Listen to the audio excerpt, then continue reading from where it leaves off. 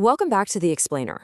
So today we're diving into something that's totally invisible, completely dramatic, and honestly absolutely essential to our modern digital lives. Think about it. Every single time you walk into your house or a coffee shop or the office and your phone connects to the Wi-Fi, there's this secret, high-speed conversation taking place. It's a rapid-fire negotiation happening flawlessly, literally millions of times a day, right through the air around us. We're going to break down exactly how our devices talk to the router to get onto the network through a fascinating little process known as the DORA conversation.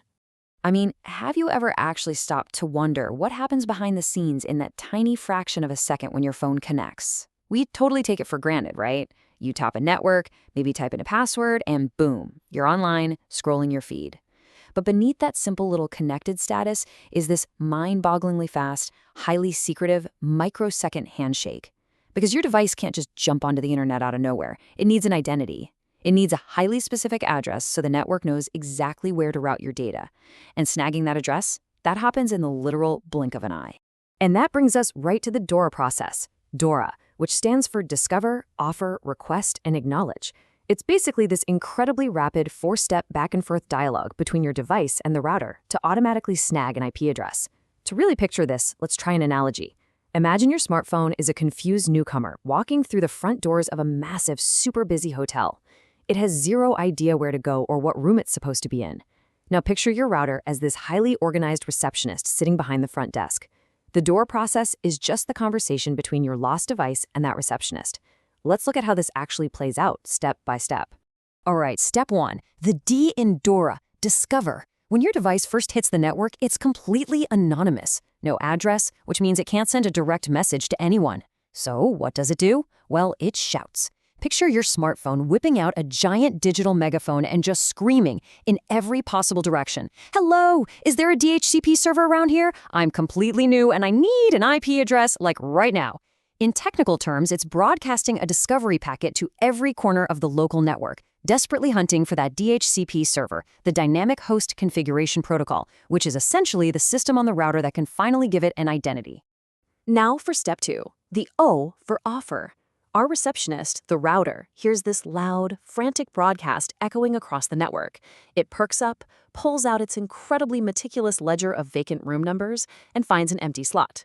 Then, it politely replies directly back to the shouting device, "Yes, I'm here. Welcome. I actually have a fantastic available address just for you, and it's 192.168.1.15. How does that sound?" The router is officially offering up a vacant IP address to the newcomer. Let's just pause a second to appreciate this dynamic. On one side, you have the device, eager, frantic, discovering, and requesting because it desperately just wants to get online. But on the other side, you've got the router, calm, cool, offering and acknowledging as it strictly manages its ledger. This back-and-forth dynamic, that's the very heartbeat of network connectivity. The chaotic, eager entry of your phone is perfectly balanced out by the structured, strict rules of the router. Which brings us to the R in DORA, Request. Now here's the kicker. The device doesn't just automatically start using the address the millisecond it's offered. It actually has to officially claim it.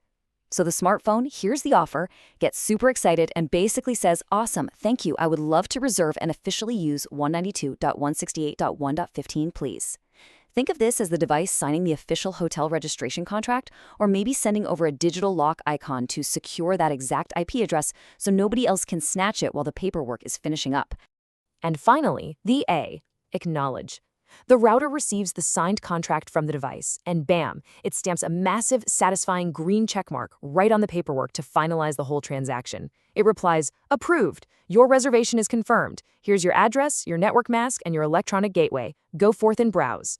This final step is the router permanently locking that IP address in its ledger next to your phone's name. The microsecond handshake is a complete success. And this perfectly illustrates what the device is actually walking away with. It's not just a single number. The router literally hands over a 4-part welcome package. The device gets its unique IP address, which is the new identity. It gets a subnet mask, which helps it figure out the layout of the local neighborhood. It gets a gateway, that's the magic door leading out to the wider internet. And it gets DNS information, the domain name system, which acts as the internet's master phone book. Once your device secures this entire package, its status icon finally turns green. You are officially online, all thanks to that rapid-fire DORA conversation. But obtaining the address is really only half the story here. There's another absolutely crucial piece to this puzzle: digital leases. Because that IP address, it comes with a hidden hourglass. When your router gives your phone an IP address through the DORA process, it doesn't just give it away forever.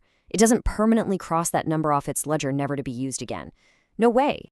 Instead, the router operates a lot like a landlord. It merely leases that IP address out for a temporary stretch of time. Usually, this digital lease lasts for a very specific window, like exactly 24 hours. The clock starts ticking the very second that massive green checkmark is stamped during the acknowledge phase. So your device is effectively just renting its digital identity. So what actually happens when that hourglass runs out? Well, it's a brilliantly elegant 3-step system. Step 1 is auto-renew. If you're just chilling on your couch all day watching videos, your device will quietly ping the router in the background and auto-renew the lease. The router says, okay, you're still here. Keep the address. But step 2, end lease. The minute you leave the house to grab groceries or you just completely shut your phone down, your device stops talking. The router watches the hourglass run empty, realizes you're gone, and officially terminates the lease, which leads straight to step 3, recycle. The router sweeps up that IP address, wipes it completely clean, and drops it right back into its pool of available numbers. When a totally new user walks through the door, the router pulls out that exact same recycled IP address and offers it to them. Honestly, this clever system is the only reason your local coffee shop or your home network doesn't permanently run out of addresses after a few weeks of guests coming and going. It's just a constant, completely unseen cycle of shouting, offering, signing, and recycling happening in the air around us every single second of the day. So, I want to leave you with this final thought.